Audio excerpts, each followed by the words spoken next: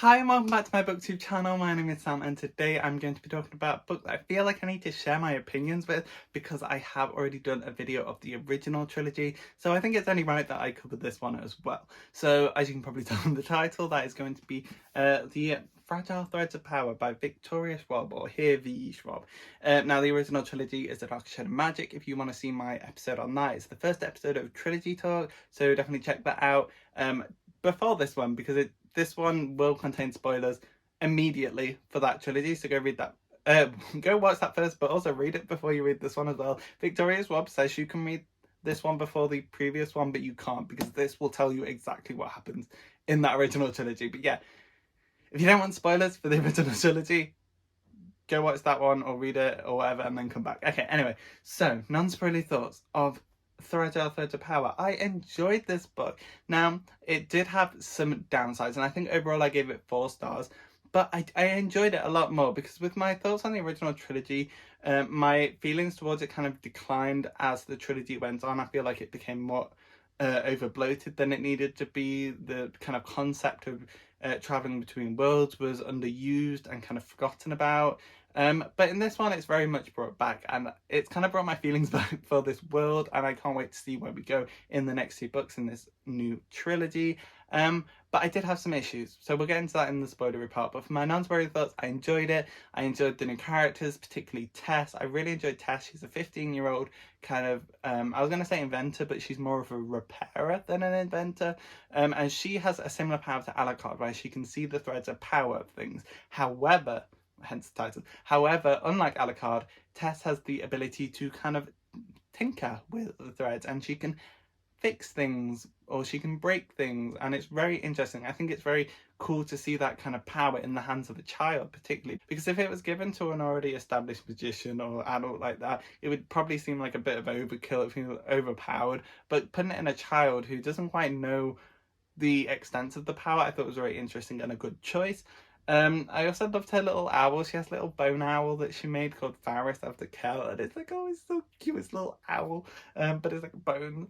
I did enjoy seeing some of the returning characters in this book. We get Rhy, we get Alucard, we get Kel, we get Lila, which is 4 returning characters who, honestly, I did enjoy seeing them again, but I feel very much like we could have just had 1 or 2 returning characters, because it did kind of feel a bit over bloated. Like the previous trilogy, it felt a bit over bloated. I feel like we could have just had like Kel and Lila. We didn't need Alucard, or we could have had Alucard and Lila work together as well. It's just, there was too many returning characters, and it kind of took away from the new characters of Corsica, who's in White London, who I'll talk about in a minute, and Tess. It took away from this, and I feel like this is supposed to be Tess and Corsica's trilogy, but having so many returning characters is kind of taken away from that, and I feel like that kind of brings the book down a little bit. But this book basically, I've not even talked about the plot yet. This book basically follows kind of this growing destabilization of the Red London. So Rhy has ascended to be king. He has this family unit. He has Alucard as his secret boyfriend. He has a beard of a wife, a fake wife, who's kind of evil. I didn't really like her, but we'll get into that later. But he has her, and they have a daughter, so that he has an heir. And it's like a nice little unit there, you know. But the people of Red London feel like he's ruining Red London, and he didn't do enough, or he ruined what is to be Red London's future. But the people of Red London do not like Rhy, and they do not like his rule. They feel like he didn't do enough. They think he's ruining the world, so they are starting a rebellion. And there's this unit called the Hand. It's very mysterious. No one knows where they are operating from, who's running them, and it's kind of this big mystery. And then in White London, we see that magic is returning. There's this new child queen called Corsica. And in Grey London, we don't really see much. But that's kind of the plot for this first book. So let's get into spoilers now. Okay, so I think I'll start with Corsica. Now, Corsica is the child queen of White London. Now, I mistakenly thought Holland survived the previous trilogy. I don't know why I thought that. I guess I just read it wrong. But no, he died, and he was one of my favourite characters, so that's kind of sad. But he does make a return here as kind of like a apparition that appears to Corsica to guide her through her ruling time of White London. And it's really weird. They're like, she was just an Antari, and they found out, and they're like, yes, you can rule our kingdom. And it's like, she's a child, but okay. But that is very much like how White London, I'm not saying that's out of pocket, I'm just saying it's funny, but it is very in character for White London, who values power over everything else. So Corsica has this kind of situation where she's ruling, and it feels very disconnected from the main plot of like Tess and that I'll get into in a minute. Very disconnected. It's completely separate storyline. She does not interact with any of the other main characters at all throughout the book, which I feel like if she had interacted, I mean, there's a moment where Tess comes to White London, if they had interacted, it would have felt so much more like tied together. But as it was very disconnected, and there's not really anything to talk about until the very end, where her and the apparition of Holland find a crack in the wall between White London and another London. I think it was Red London, but there's a crack in the world, like a little shimmer in the air, and they can see it, and it's kind of caused by something that happens in the main plot, I guess. But then they go to Black London, and they also find out that Black London is safe. The power of Asherion,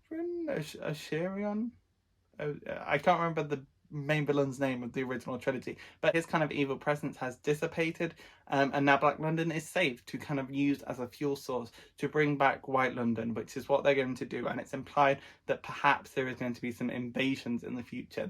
They want to kind of block off Red and Grey London, because that's what Grey and Red London did to White London when Black London was very dangerous. But now it's kind of given a vibe like they're going to invade. But that's Corsica. Very kind of random plotline here. It's going to become more important for the rest of the trilogy, I'm sure, but it could have just been worked in a bit better for this book. So now on to the main plot point. So the main plot point focuses first on the Ferris Ross, I think it's named, which is the floating market from the previous thing. So like, no one can steal from this place, no one can steal from this. So of course we immediately see some guys steal a magic box from the place, and it's like, okay, I guess that's set up. But we get told no one can steal from this, and immediately see someone steal something from it. And this thing they steal is a box that can channel the powers of an Antari, and it can make doors. So anyone can just use this box and just make a door to one place to another, but it has to be in the same world. It doesn't have the same ability of Antares of going from one world to the other, but it can make one portal in Red London to another place in Red London, example. And this is stolen, and it ends up in the hands of Tess, who is told to fix it because it was broken when they stole it. So Tess has to fix it, which brings upon two assassins, if I can say the word. It brings upon two assassins called Bex and Callan, and that's a whole thing of like a struggle between Tess and that, and it leads her to destroying her shop. She's trying to escape from them, which is so sad, and then she ends up in Grey London escaping from them because she fixes the box, and she finds Ned. And I just wanted to talk about Ned, honestly. Ned is like an OG. I love Ned so much, and of course, because Callan stabs Tess as she's running away with the box, he stabs her and she goes to Grey London to escape, and she stumbles upon Ned because she follows the only thread of power she can see in Grey London, which is obviously the main villain from the original trilogy, who Ned is kind of unknowingly taken care of, and he heals her, and like, it was a special moment, you know. And he didn't even know that Kel was a prince. I thought that was really funny.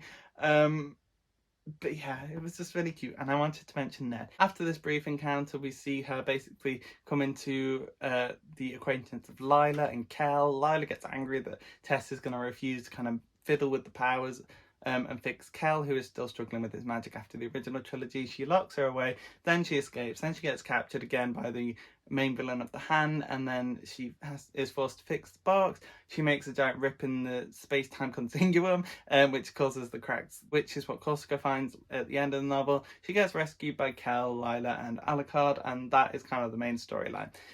So let's just pick out some points that I want to talk about. But like I mentioned in my non-spoilery part, I really enjoyed Tess as a character. She was very cool, and I really hope we see more of her in the coming trilogy. But at the moment, she's kind of been sent away to the Ferris Ross to become the kind of apprentice of the leader of that place called Maris.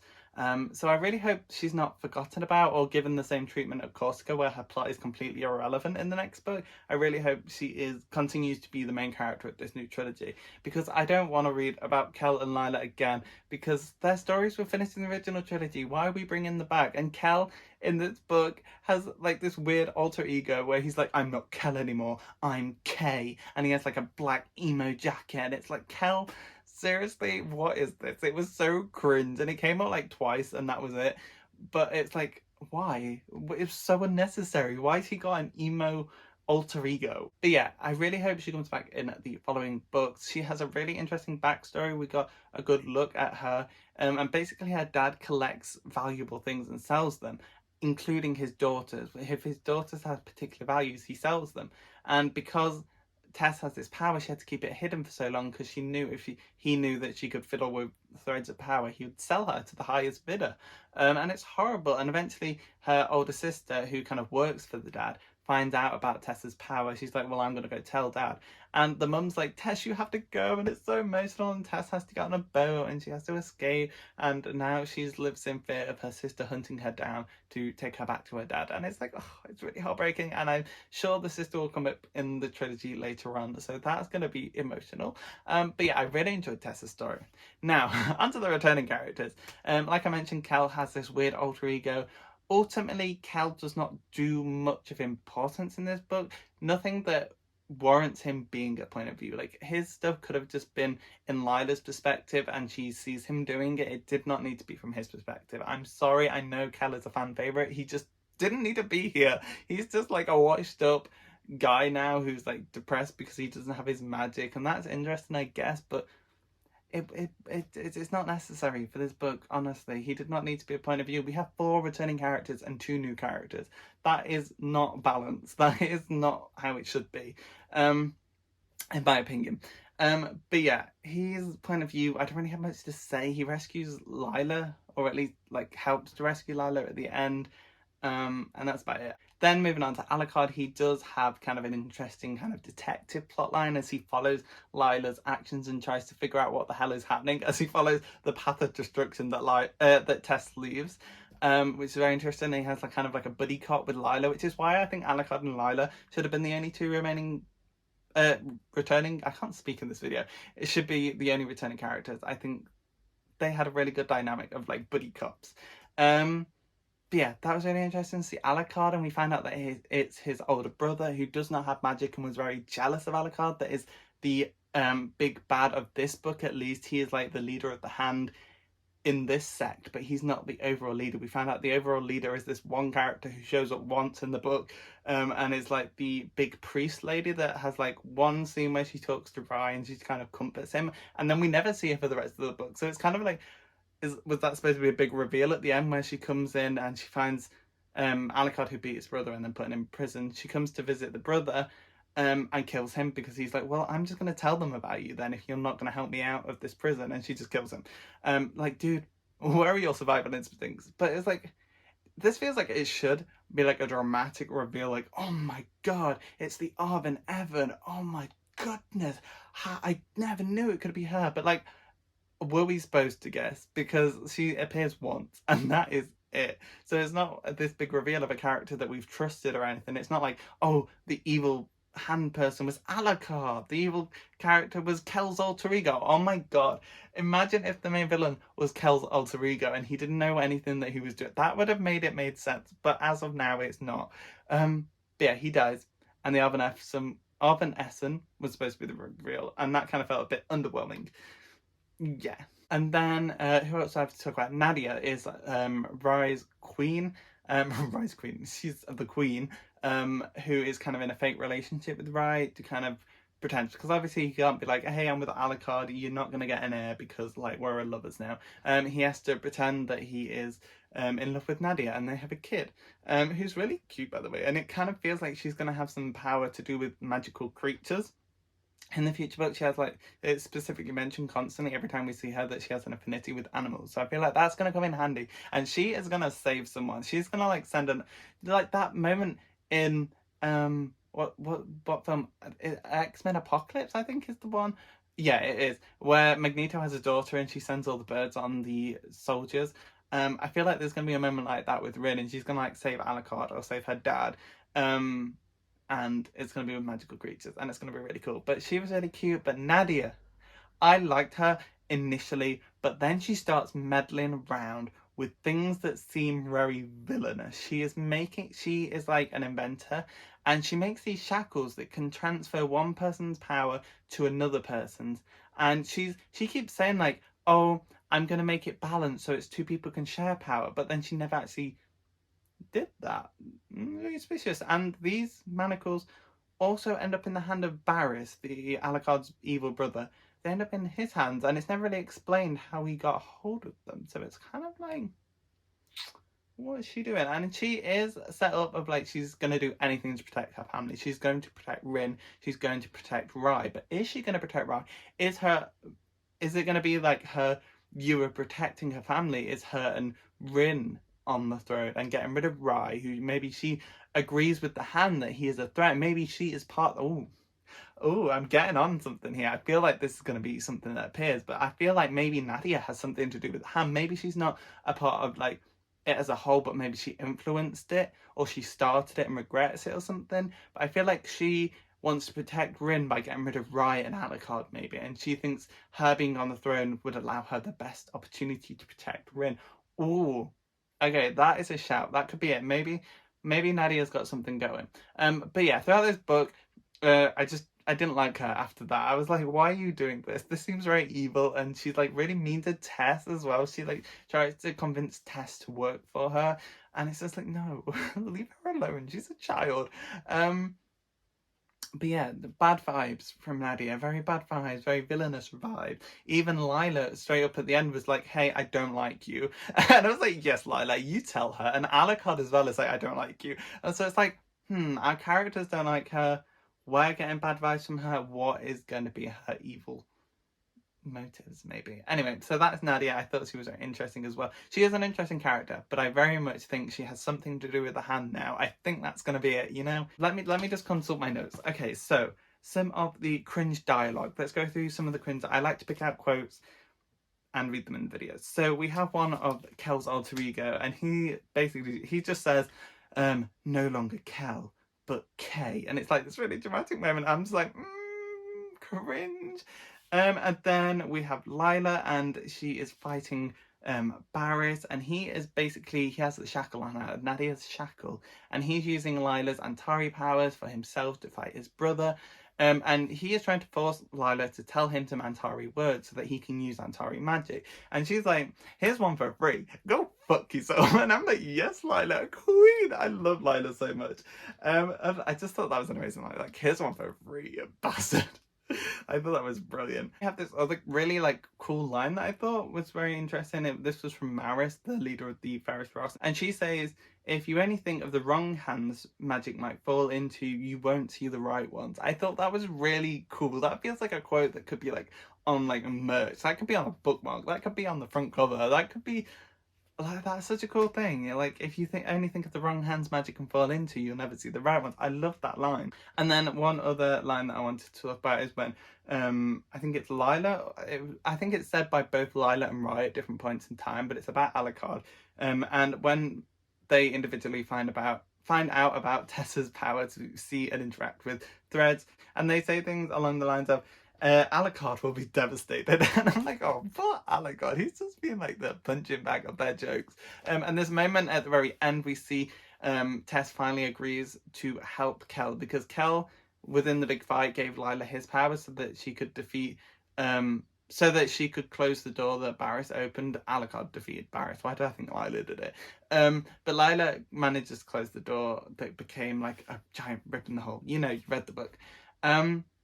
But yeah, she agrees to heal Kel, and it's like, finally, you could have just done this in the first place, but I understand why you didn't, because it's like a human life versus animate objects. But like, come on, we could have got rid of this whole K situation if you'd have just helped him. But she finally agrees. Lila gives up a strand of her Antari power, which I feel like will impact her maybe in the later books. Maybe she'll feel a bit of more weakness because she's missing that thread. Maybe she'll feel like a connection to Kel, like because he's got a thread of her in him, they'll become a bond. And then he's bonded to his brother and now his girlfriend. Like, come on, guys, let's stop bonding each other. That could be taken out of context. So, but yeah, stop bonding to each other. But yeah, maybe that'll come up. Maybe it'll be kind of this thing that they can now feel each other's power or something like that because they share it. But she gives up her power, and it's very cute. And I'm assuming that Kelly's gonna be fine. So yeah. I feel like they're my thoughts. I feel like I've rushed through this. I hope I made sense in this video. I just wanted to throw out some thoughts out there, throw out some maybe I didn't mean to throw out some kind of theories, but it ended up happening. But yeah, I really hope you enjoyed this video if you watched this far. I'm sorry if it was a ramble. I just have a lot of thoughts. And I didn't know how to order them. I didn't want to just repeat the plot to you because I feel like I don't want to do that anymore. I feel like that's too boring. I feel like I just want to focus on like thoughts. But anyway, I hope you enjoyed this video. If you did, leave a like and comment. Let me know your thoughts down below. Do you agree with any of my theories that maybe Nadia has something to do with the hand? Maybe Kel and Lila have a special bond now? Like, do you agree and think any of these will show up in the next 2 books? But yeah, and subscribe if you want to see more from me, and turn on the notification bell if you want to be notified when I post new videos. I'm trying to post more videos this year. We've got this. But yeah, I think that's all I have to say for the Fragile Threads of Power. I will come back to you when the next book comes out in this series and I've read it. But yeah, it's a very pretty book and it was overall really enjoyable. I have faith in this world again. I can't wait to see what's going to happen with Black London. I think there will be more invasions. I would love to see Ned more. The best character, Ned, I'd love to see more. And why am I going back into thoughts? I'm ending the video. But yeah, I would love to see more Ned and more from Corsica and Black London, I guess, intertwined. But yeah, anyway, I'll stop rambling. Thanks for watching this video. See you in the next video, whatever it may be. Bye!